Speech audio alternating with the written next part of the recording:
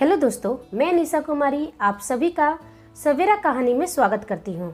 यदि आप सभी को मेरी कहानी पसंद आती है तो प्लीज़ वीडियो को लाइक करें, शेयर करें और कमेंट करें। और मेरे चैनल पर नए हो तो चैनल को सब्सक्राइब करना बिल्कुल ना भूलें। चलिए हम अपनी कहानी की तरफ बढ़ते हैं।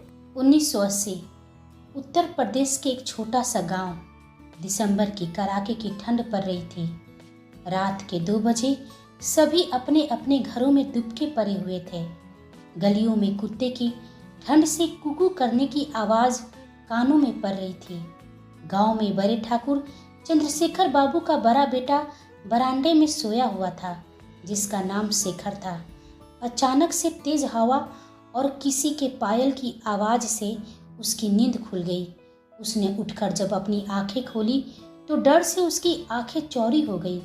कड़ाके की ठंड में भी उसके माथे पर पसीने टपकते हुए गालों को छूते हुए बह रही थी। उसे अपनी आंखों पर विश्वास नहीं हो रहा था। जिसे वो देख रहा है वह लड़की खूब सारे गहनों में सजी हुई थी। दिखने में सुंदरता की मूरत लग रही थी, लेकिन होठों पर खौफनाक मुस्कान थी। आंखों में दर्द के साथ भयंकर गुस्सा था। उसकी खूबसूरती देख कोई भी मोहित हो जाता, लेकिन शेखर, उसका तो हाल बुरा हो रहा था। उसको अपने सामने देख उसका डर उसके रीढ़ की हड्डी में बैठी जा रही थी। उसकी आवाज गले में ही अटक गई थी। वह डर से चिल्ला नहीं पा रहा था।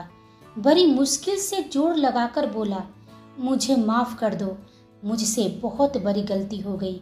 वह लड़की धीरे धीरे उसकी तरफ बढ़ रही थी और वह बर्फ की भांति वहीं जम गया था।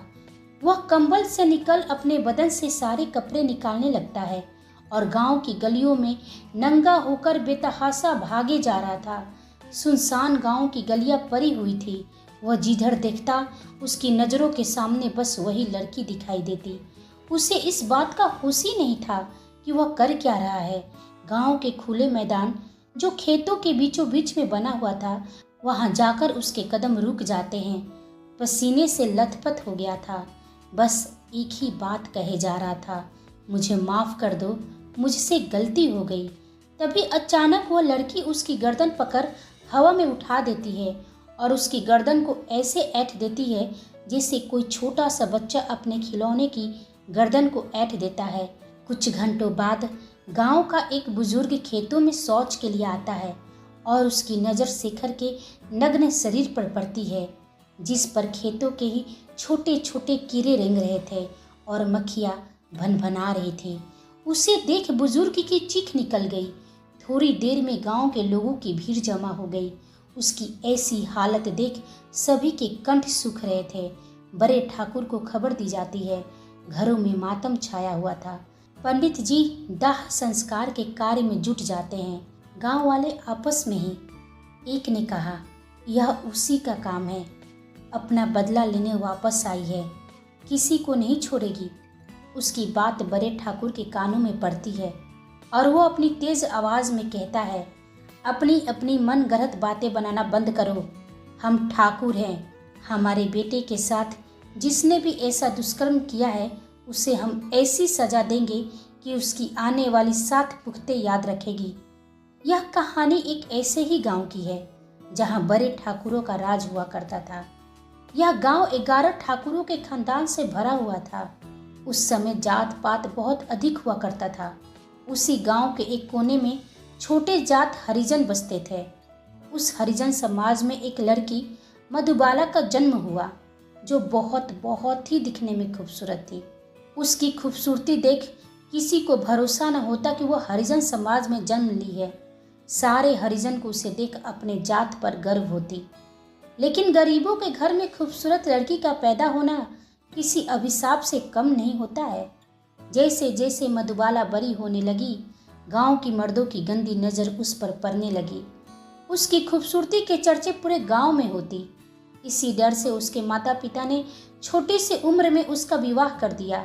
महज 10 साल की थी वह, और उस समय बाल विवाह पर कोई कानून नहीं था और समाज में यह आम बात थी।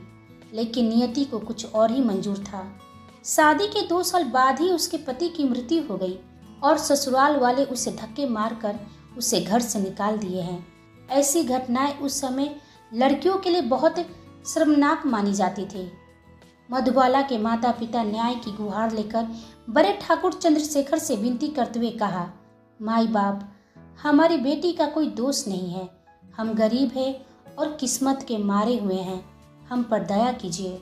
बड़े ठाकुर मधुबाला की खूबसूरती और उसके उभरते सुंदर यौवन को देखते ही उसकी नीयत खराब हो जाती है। वहाँ मौजूद जितने ठाकुर थे, सबकी गंदी नज़र मधुबाला की खूबसूरत यौवन पर पड़ती है। बड़े ठाकुर ने कहा, तुम परेशान मत हो, हम बात करेंगे इसके ससुराल वालों से, तब तक इसे हमारी कोठी पर काम पर लगा दो। बड़े ठाकुर का कुछ कहना छोटे जाति वालों के लिए आदेश होता था, ना चाहते हुए भी उन्हें पालन करना ही पड़ता था। मधुबाला कोठी पर काम करने आई और सभी उसे गिद्ध की भांति निहारते रहते। कोठी की औरतें सब समझती, लेकिन किसी को कुछ भी कहने की हिम्मत नहीं होती। इस कोठी में चंद्रशेखर बाबू की बेटी, जो मधुबाला की उम्र की थी, मधुबाला उसे देखती, उसके कमरे को, उसकी वस्तुओं को, उसके गहनों को देखती तो मधुबाला के मन में भी ऐसी चीज़ों के लिए लालसा जाग उठती। उम्र तो समान ही था, लेकिन वह यह बात समझती थी कि वह गरीब है और साथ में छोटी जात की भी। उसके लिए ऐसी महंगे महंगे वस्तुएं, कपड़ों की लालच करना, इच्छाएं रखना पाप है। वह तो बस गंदे झोपड़ी में रहने के लिए बनी है। उसके माता पिता उसे एक जोड़ा वस्त्र ही दिला दे, वही उसके लिए काफ़ी होता था।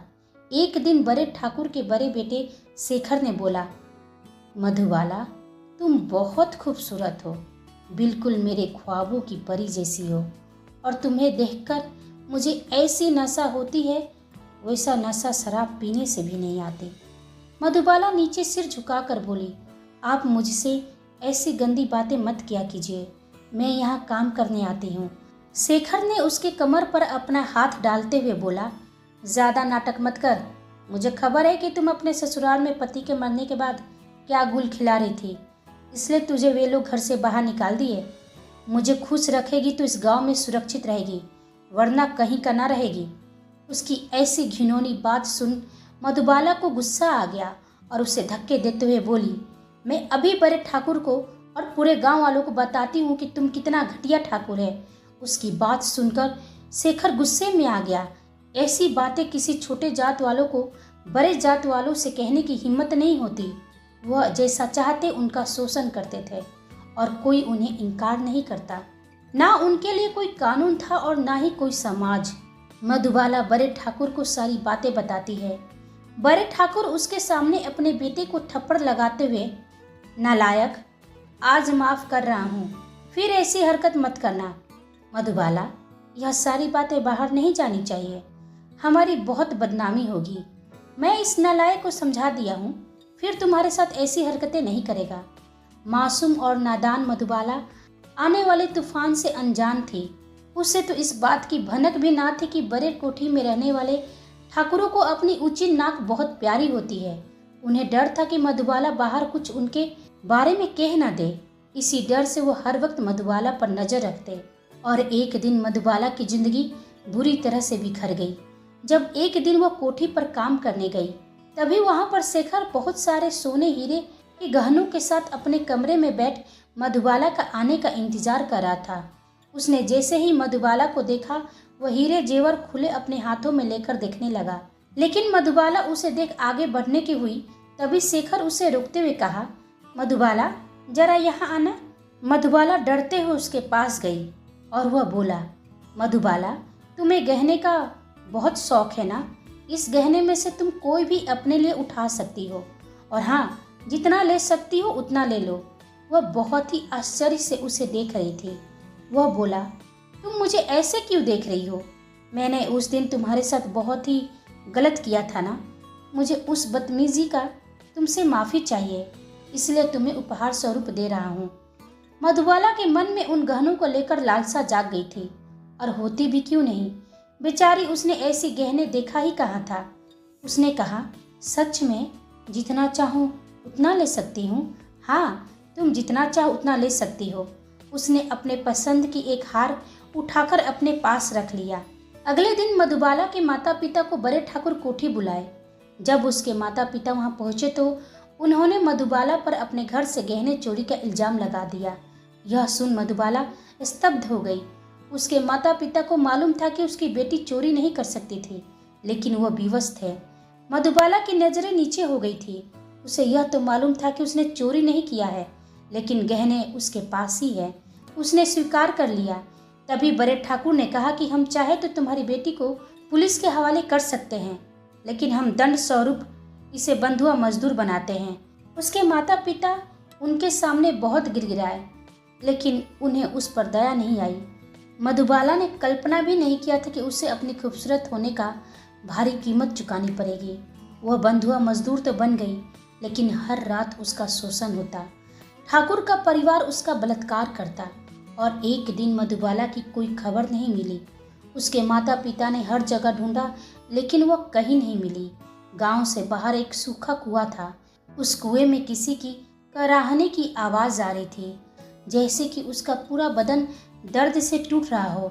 उसकी आंखों के सामने उसकी मौत दिखाई दे रही हो। वहां से एक बहुत बड़े सिद्ध योगी गुजर रहे थे। वह कराहने की आवाज सुन कुएं में झांक कर देखा तो एक लड़की दर्द से कराह रही थी। उसके शरीर पर एक टुकड़ा वस्त्र नहीं था। वह योगी तंत्र मंत्र की दुनिया का महारथी था। उसने अपने सिद्ध मंत्रों की मदद से उसे बाहर निकाला और उसके जख्मों को ठीक किया। वह लड़की कोई और नहीं, मधुबाला थी। उसने योगी को अपने साथ हुए अत्याचारों के बारे में बताया। उसने कहा कि कैसे ठाकुरों ने उस मासूम लड़की का बलात्कार किया और गांव से बाहर दूर एक सूखे कुएं में मरने के लिए फेंक दिया था। किसी को कानों कान खबर नहीं मिली, लेकिन वक्त को कुछ और ही मंजूर था और मधुबाला की सांसें चल रही थी। योगी ने कहा, मैं तुम्हारी क्या मदद कर सकता हूँ? वह बोली, आप मुझे अपने साथ ले चलिए। मैं आपकी खूब सेवा करूँगी, लेकिन लौटकर अपने गांव नहीं जाऊँगी। योगी ने कहा, पुत्री, मेरा ना घर है ना कोई ठिकाना। मैं तो फकीर हूँ, जहाँ जैसा मिलता है वैसा ही रहता हूँ। तुम कहाँ मेरे साथ भटकोगी? अपना रास्ता खुद बनाओ। मधुबाला पूछी, तो फिर आपने मुझे बचाया ही क्यों? ऐसे भी उन दरिंदों ने मुझे मार ही दिया है। बस प्राण बचा था, उसे भी निकल जाने देते। मृत जैसी शरीर को लेकर मैं हर पल मरूंगी, यह सोचकर कि वे सभी जिंदा हैं जिन्होंने मेरे साथ दुष्कर्म किया, जो औरतों को, और यदि वह औरत छोटी जात से हुई तो उसके शरीर का भक्षण करना अपना अधिकार समझते हैं। ऐसे मर्द के समाज में मुझ अबला नारी को जीवित रहने का अधिकार नहीं है। योगी ने कहा, तो क्या तुम उनसे बदला लेना चाहती हो? हाँ, यदि मुमकिन है तो मैं उन्हें चुन चुनकर ऐसी भयानक मौत देना चाहती हूँ जिससे उनकी रूह तक कांप जाए। बस आप मुझे वह मार्ग बता दीजिए। योगी ने कहा, पुत्री, दिखने में तुम्हारी उम्र 14-15 साल की है।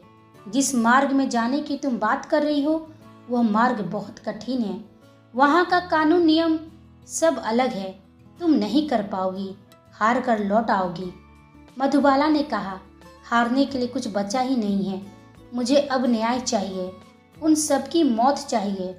मुझे यहाँ का समाज और कानून पर भरोसा नहीं है, जहाँ कानून उच्च जात और बड़े लोगों की हाथों की कठपुतली हो। ऐसा समाज मेरे साथ क्या ही न्याय कर पाएगा। इसलिए मुझे बस रास्ता बता दीजिए। योगी को उसकी बातें सुन उस पर दया आ गई। वह बोला, ठीक है, लेकिन तंत्र मंत्र और साधना राह चलते नहीं सीखी जा सकती है। इसके लिए तुम्हें असम की कामाख्या मंदिर जाना पड़ेगा। वहाँ तुम्हें अपने गुरु की तलाश कर उनकी दुनिया में कदम रखना होगा। मधुबाला बचते बचाते सबकी नज़रों से वहाँ से निकल बिहार पहुँचती है। उसके रास्ते में कई मुश्किलें आती है। कई दिन उसे भूखे रहना पड़ता है तो कभी थक कर भूमि पर सोना पड़ता है। चलते चलते उसके पैरों में दर्द हो जाता है, छाले पड़ जाते हैं, पैर फूल जाता है, लेकिन वह चलना नहीं छोड़ती है। अपने जख्मों को याद कर अपने मजबूत इरादों से वह आखिर असम पहुंची जाती है, जहां वह तांत्रिक महादेव के आश्रम जाती है, जो तंत्र की दुनिया का सबसे बड़ा तांत्रिक था। आश्रम का एक सेवक उसकी उम्र को देखते हुए बोला, वापस जाओ बच्ची, इस उम्र में घर बसाओ, यहाँ तंत्रों से मेलजोल नहीं करते हैं। लेकिन मधुबाला उनके आश्रम के बाहर उनके हाँ के इंतजार में बैठी रहती है। वह वापस जाने के लिए तैयार ही नहीं थी। 4-5 दिन बाद तांत्रिक महादेव ने उसे अंदर बुलाया और वह उसके निष्ठा से बहुत प्रभावित हुए। उसकी आंखों में सीखने का जुनून था। कपड़े बदन पर फटे मैले कुचैले थे, चेहरा मुरझाया था, फिर भी चेहरे की चमक फीकी नहीं थी। वह पूछे, तुम योगिनी बनना चाहती हो? वह बोली, हाँ, मैं एक ऐसी योगिनी बनना चाहती हूँ जो तंत्र की दुनिया की महारथी हो, जिसकी मुकाबला कोई भी ना कर सके। तांत्रिक महादेव ने कहा, यहाँ तक पहुँचना कोई मुश्किल बात नहीं है, कोई भी यहाँ तक आ सकता है, लेकिन जो इस दुनिया में आया उसे बहुत कुछ खोना पड़ता है, फिर वो चाहकर भी वापस नहीं जा सकता, और जाना चाहे तो उसे अपनी जान गंवानी पड़ती है। मधुबाला बोली, मेरे पास कुछ भी खोने के लिए नहीं बचा है, और यदि मेरे मन में वापस जाने का विचार आया तो मुझे अपनी जान गंवानी मंजूर है। तेरी आंखों में मुझे भूख दिखाई दे रही है, लेकिन तुझे भी कुछ अपनी कीमती वस्तु मुझे सौंपनी होगी। यह दुनिया ही ऐसी है, कोई भी ज्ञान, कोई भी विद्या और कोई भी साधना बिना गुरु दक्षिणा का नहीं सीखी जा सकती। मधुबाला ने अपने शरीर का वस्त्र निकाल उनके सामने नग्न हो गई और बोली, मेरे पास बस यही है। यह देख तांत्रिक महादेव मुस्कुराए और बोले, कपड़े पहन लो, हमें इसकी ज़रूरत नहीं है, तुम्हारे अंदर की हिम्मत और सीखने का जुनून ही काफ़ी है। मधुबाला ने कई मंत्रों को सिद्ध किया और अपनी अलग पहचान बनाई। तंत्र मंत्र की दुनिया में वह बहुत बड़ी तांत्रिक बन चुकी थी। वह अपने गुरु से आशीर्वाद ले वापस अपने गांव लौटी, लेकिन अपने सूक्ष्म जीव में जिसने उसके साथ गलत किया था उन सबको उसने मौत का दंड दिया। पूरा ठाकुर समाज को अपने गांव से उखाड़ फेंका। गांव में उसके नाम का बहुत खौफ था। कोई भी किसी स्त्री के साथ दुर्व्यवहार नहीं करता। आज वो अपने गांव की रक्षा करती है और उसके गांव में किसी भी ठाकुर का आना मना है। आप सभी को कहानी कैसी लगी प्लीज़ कमेंट बॉक्स में ज़रूर बताइए, और आप सभी को मेरी कहानी सुनने के लिए धन्यवाद।